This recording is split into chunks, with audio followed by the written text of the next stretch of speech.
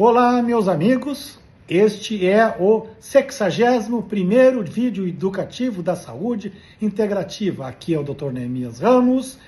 Hoje é 26 de janeiro de 2026 e vamos falar sobre fibromialgia 2. Por que 2? Porque a gente já falou em um outro vídeo anterior, lá para trás, sobre o tema. O que caracteriza, então, um quadro clínico completo para fins legais? Tá? Eu vejo muita gente, vamos dizer, impulsionada pelos advogados, escritórios, que procure um médico, principalmente reumatologista, para fins de obter um laudo pericial, para fins de aposentadoria. Então, eu resolvi fazer este vídeo para esclarecer vocês de forma melhor, né? Mais segura. Fibromialgia não é apenas dor. Para ser reconhecida de forma médica e também legal, a fibromialgia precisa apresentar um conjunto completo de sinais e sintomas, avaliados por médico ao longo do tempo. Essa patologia não é feita num primeiro momento. Ela precisa ser acompanhada pelo médico reumatologista, né? E a não ser que seja um quadro muito completo, muito evidente. Primeiro, dor generalizada e persistente e crônica, é mais de 3 meses. Não é dor aguda que vai fazer o diagnóstico de fibromialgia. A pessoa com fibromialgia apresenta dor espalhada pelo corpo e não apenas em um lugar, um local. Esta dor atinge os dois lados do corpo. Acomete regiões acima e abaixo da cintura. Inclui coluna, pescoço ou costas. Dura mais de 3 meses, de forma contínua. A dor localizada, passageira ou apenas muscular não caracteriza a fibromialgia legalmente. Isso não vai passar, tá? Mesmo porque, se eles tiverem alguma dúvida, eles vão pedir mais 2 avaliações com reumatologistas diferentes, em diferentes cidades. Eu já vi que eles, inclusive em caminho, nós estamos em Santa Cruz do Sul, em caminho para Porto Alegre para fazer uma nova avaliação. Segundo, sensibilidade exagerada ao toque. Existe uma hipersensibilidade do corpo. Toques leves, apertos suaves ou pressões que normalmente não causariam dor, passa a causar desconforto intenso. Ou seja, é aquela mulher que o filho não pode apertar a mão dela, não pode abraçar ela, porque ela sempre vai reclamar e às vezes grita de dor. E acho que a mãe não gosta dele, que acha isso muito esquisito, mas é essa sensibilidade exagerada à dor, que é a sensibilização central à dor, tá? Que causa essa situação, né?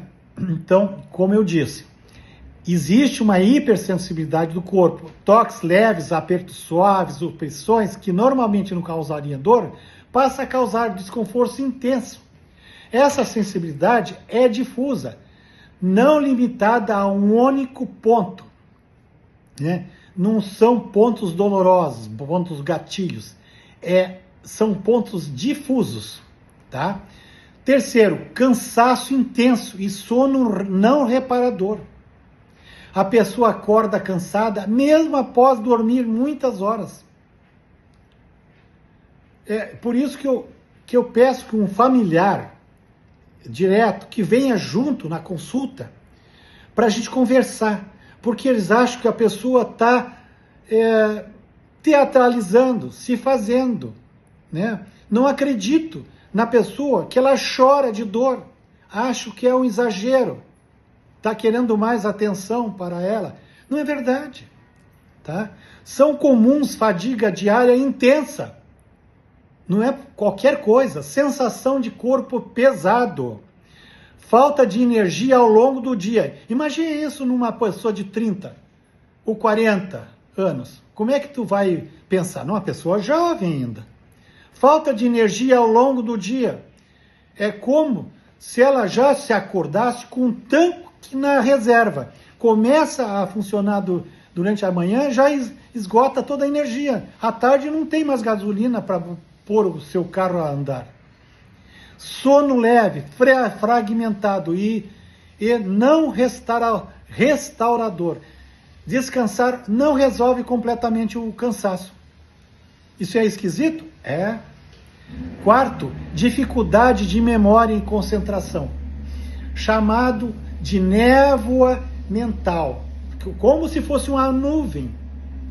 A pessoa pode apresentar esquecimentos frequentes, dificuldade de atenção, não é TDAH, transtorno de déficit de atenção, pode até coexistir, mas não é a mesma coisa. Lentidão para raciocinar, queda do rendimento mental.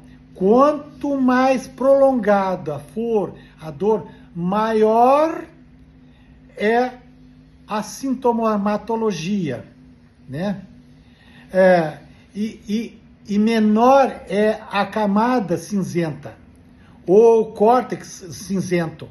Isso já foi constatado, já faz décadas, em pessoas que têm dor crônica, que o córtex cerebral delas reduz. Por isso que elas têm dificuldade para raciocinar, não têm memória, estudam e esquece tudo. Vão fazer um concurso, não passam nunca. Não é porque ela é burra. Ela não tem córtex, né, para armazenar as informações. Bom, e o córtex volta a espessar? Sim, ele volta depois que a pessoa começa a melhorar da sua dor. Esses sintomas fazem parte do quadro clínico e não são simulados. Não é simuladora, né? Não é uma mentirosa. E ela fala tanto e no fim ela nem fala mais. Ela entra em depressão porque ninguém acredita mais nela. Nem o médico dela, ou dão risada dela.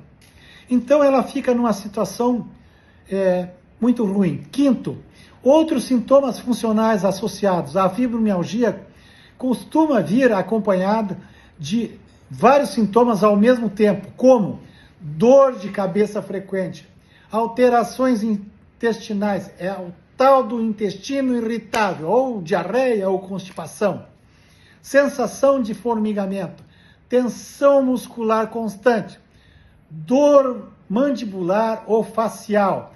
Não é bruxismo. Pode coexistir o bruxismo. Esse conjunto mostra que não se trata de um problema localizado, mas de um distúrbio de processamento da dor. Antigamente tinha os tais de pontos dolorosos e ficou muito com a reumatologia. Mas hoje a gente sabe que é uma patologia muito mais neurológica do que reumatológica. É a patologia que ocorre mais alto nível de sensibilização central. Central a gente se refere ao cérebro, à dor. Então a sensibilização central à dor. É só a fibromialgia que dá a sensibilização central à dor? Não, tem outras patologias que também aumentam a sensibilização central à dor, mas com outras características. Por isso que esse quadro tem que ser visto, um quadro completo, tem que ser visto por um médico reumatologista experiente e tem que acompanhar esse paciente para poder fazer o diagnóstico, tá? Sexto, exames sem doença orgânica que explique a dor. Aí piorou mais ainda, né? Pior assim. Faz exame de sangue, faz exame de imagem, faz tudo, não tem alteração. Que ponto que a pessoa chega? nos exames laboratoriais de imagem, não é inflamação ativa. E pior, ela pode ter algum problema inflamatório e aparecer. Aí confunde tudo, né? Estão vendo que essa pessoa pode ter artrite reumatoide, ela pode ter fibromialgia, ela pode ter problemas da tireoide, e se junta tudo. E aí, como é que vai ser feito esse diagnóstico? Aí entra a expertise de um médico que tem muita vivência, muita experiência com as patologias da clínica médica, principalmente da reumatologia. Não há lesão estrutural que justifique a dor. Faz uma biópsia, não dá nada. E se der, às vezes é de um outro problema, aí confundiam mais ainda. Vocês estão vendo para onde vai as coisas? Outras doenças foram avaliadas e descartadas. A gente sempre faz isso. E isso é essencial. Fibromialgia não é inflamação, nem desgaste, não é artrose. Mas a pessoa que tem fibromialgia pode ter artrose. É uma síndrome funcional da dor. Sétimo, impacto real na vida da pessoa. Para fins legais, é fundamental existir repercussão funcional comprovada. A fibromialgia verdadeira pode causar dificuldade para trabalhar continuamente, limitação para tarefas repetitivas, redução da capacidade de concentração, prejuízo da vida social e cotidiana e conjugal. Essa pessoa, ela fica quase que incapacitada para ter vida íntima com o marido, né? E aí pode ocorrer a separação, achando que essa mulher tem outros problemas, outras coisas, sem impacto funcional documentado. A fibromialgia não tem impacto funcional documentado. Não há caracterização legal de incapacidade. Então assim, a gente tem que analisar isso. Ela não é aleijada, ela não está sem os dedos, ela não é uma deficiente, tá? Mas ela tem uma síndrome dolorosa que, vamos dizer, compromete todo o seu funcionamento, deixa ela uma inválida funcional, tá? Importante, nem toda dor é fibromialgia. Por favor. Fibromialgia é dor sistêmica e crônica. Nem toda fibromialgia gera incapacidade legal. Porque nós vamos ter quadros diferentes, níveis diferentes de fibromialgia. Vai ter uma fibromialgia mais leve, outra um pouquinho mais pesada, outro é uma fibromialgia mais, um quadro mais grave. E tudo depende de como foi conduzido essa paciente, como o médico que a conduziu, que tipo de abordagem médica. Por isso que nós abordamos de forma integrada. Somente o quadro clínico completo, persistente, documentado e avaliado pelo médico atende aos critérios médicos e legais reconhecidos, internacionais como o American College of Rheumatology, tá? Ou abreviando, ACR. E tem também a europeia. Mensagem final, gente. Fibromialgia é uma síndrome real, séria e reconhecida, mas não pode ser diagnosticada nem utilizada legalmente com base em sintomas isolados. Isso não vai dar certo. É só perda de tempo, gasto com assessoria advocatícia, e a pessoa vai entrar em desespero. Atualmente existe uma alta demanda de laudos periciais para a fibromialgia.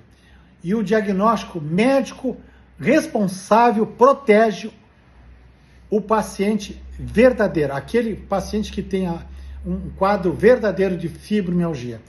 O médico, tá? E a justiça, né? Que nós vamos ter menos, vamos assim, menos pessoas envolvidas nisso aí. E a medicação, pessoal, qual é a melhor medicação? Nós vamos ter um vídeo que nós vamos falar sobre os derivados da cannabis.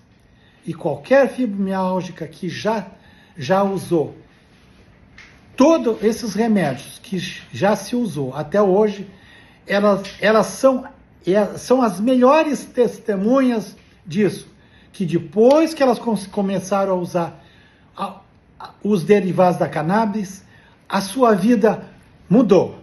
É a fibromialgia antes da cannabis e a fibromialgia depois da cannabis. É a artrite reumatoide antes do Methotrexate e a artrite reumatoide depois do Methotrexate. Obrigado pela atenção, e esse assunto sempre me entusiasma muito. Talvez eu tenha elevado um pouco mais o meu tom de voz, mas é um assunto que eu tenho uma vivência de mais de 3 décadas. Obrigado pela atenção.